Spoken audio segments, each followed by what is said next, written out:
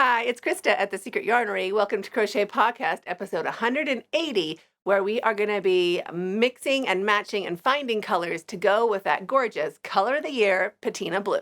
Be sure to stay tuned to the end. I'm going to show you a pro tip if you are a beginner or if you really struggle picking colors.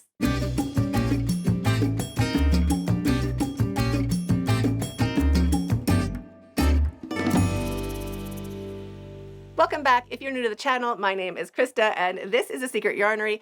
Today we are talking everything about picking colors 2026, and yes, I'm talking about Etsy Color of the Year, Patina Blue.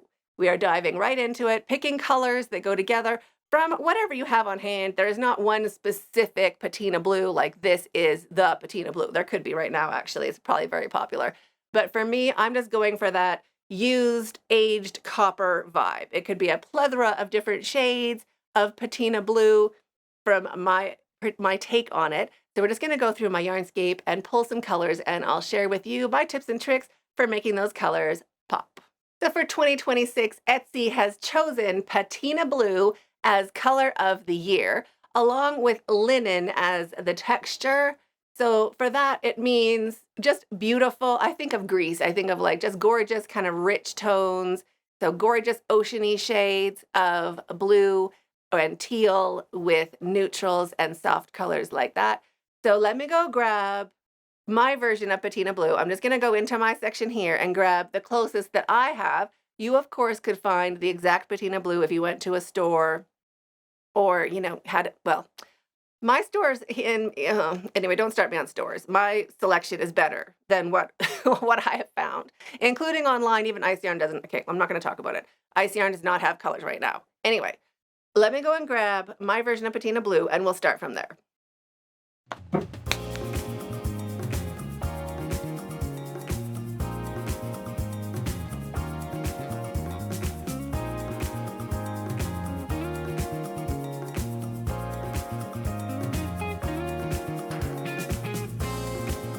So I have these two blues in my Yarnscape. This is a little more bright. This is a little more not bright, a little duller. Let me go see what else I can find.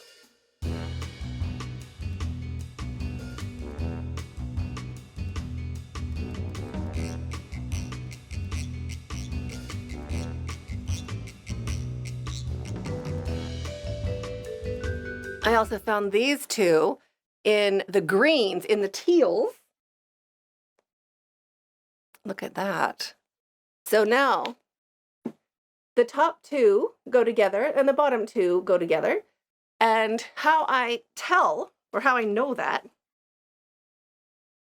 is mud or milk. So if you had your basic color and you poured milk onto it, and then the other one you poured coffee onto it, or tea, or mud, this one would have mud, and this one would have the milk. Like this one you can just kind of fade out to a lighter color. These two would just get darker and more gray and more brown the darker they got.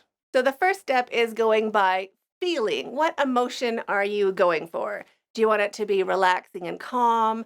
Do you want it to be grounded and strong? Do you want it to be fun and playful, bold and punchy? It's up to you. What feeling do you want? For me, I want something a little fun and punchy, so I would start my Patina Blue with this yarn here. It's not exactly Patina Blue, it's my Patina Blue. So this is going to be my starting spot, but you could pick any of these other colors as well. Just keep in mind, you don't want to mix mud and milk. If we put all of those colors together, the top one would be really, really loud. It'd be too bright. And then for the bottom two, they go great together, but this one on the top would be too bright, as with this. So these two go together, and we could add from there. These two go together, we could add from there. But these two, or these four, we can't put all that together. I guess we could, but it wouldn't be the greatest on the whole planet. So decide what you're going for. Fun and airy and bright, or grounded and calm. Mud or milk. So with my version of Patina Blue, and for Patina Blue, I'm thinking like aged copper. So if you've seen like a beautiful turret on an old home, it has a whole bunch of different shades to it. It is not just one color. It's a blend of different shades of neutrals, because I could even make some white and some gray on there, all the way to like the actual bright greens or blues.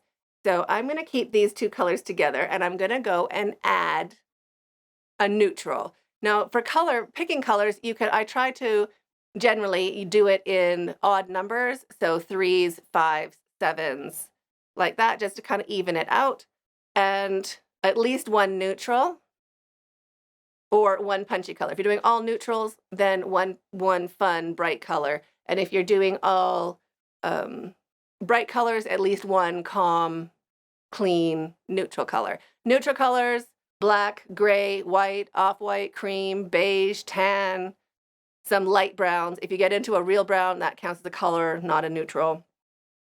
So let's go and get some other colors to go with our patinas, our patina blue. A quick and easy way to see what color you should be looking for is just grabbing your color wheel and going to the closest one that looks like patina blue. For me, I think it's just called blue, or is it called blue-green? So let's say this blue-green is our patina blue. So you can just go straight down across your color wheel, and this orange color would be perfect with it. And also these shades along the bottom, that could also work. Another way to do it is just spin your wheel the other way. See how it has these cutouts? So there's 3 cutouts here and 7 cutouts on the top. Go ahead and just put the center, there we go, in the same spot. So there's my patina blue, and then these 3 colors would go fantastic with it for reference. So we could do a yellow orange, we could do a red orange, and we could even do like a pink. For me, I'm going to stay with more neutrals. I'm not going to go that wild and crazy. I'm just going to collect some more kind of patini watercolors. So let's go see what we can find in the milk variety. So mixing with white.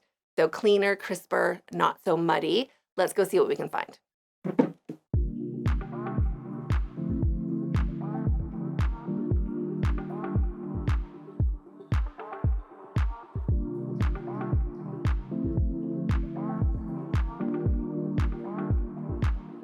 Let me grab my used yarn ball container thing, because this gorgeous watery green would go really nice with our muds. This is a muddy kind of color. See how it's not crisp? It's got some gray in there. It's got some mud in there. I'm going to put that with my muds. And then I'll see what else I can find. Mint might be great. Might be a bit bright, but see that for milky is pretty good. That's too green. Oop, falling down. Okay, so we have one more for our milk. And we got one more for mud. See how that green goes with the muds? So muddy kind of shades, or earthy kind of tones, and milky kind of tones. So 2 separate possibilities. That's my green used bucket. Let me see if I can grab my blue used bucket and see what's in there.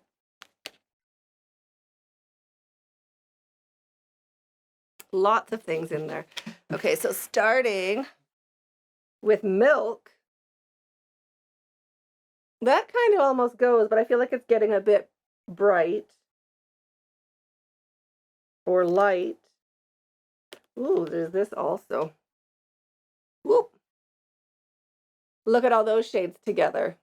I feel like I've gone a little bit towards greens and away from blue, so I might have to weed that out. Narrow it down a bit. Maybe take out the mint green. Yeah, I got to take out the mint green from that one.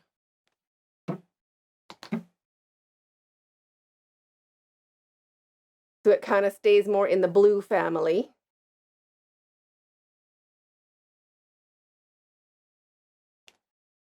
And there's nothing really in here for mud in my used balls. Let's see what I have in my Yarnscape. Okay, I did find a nice green to go with our muddy selection. So there's 4 muds. I did find 3 neutrals. Now, when you're looking at your neutrals, you want to make sure that they're not going towards orange too much. They're not going towards pink too much. You don't really want to have like a color in that yarn. You want it to just be like, if you put it with blue, it would be great. If you put it with pink, it would be great. If you know, you don't want any tone in there that's weird, or I don't know the right word for it, but you want it to just be a true neutral. Like gray is gray is gray, and this beige is beige. It's not too yellowy. It's not too pink. It's not too brown. So those are really good neutrals. Now for our selections. So here is our selection of for our Patina blue colorway. And we could put the beige with it. If you want it to be warm, kind of a sandy kind of color. We could also put a light gray with it. If you want to keep those light tones. That actually looks really pretty. It looks nice. What if we put both of those in there? Let's see. Hard holding this much yarn, I'm telling you.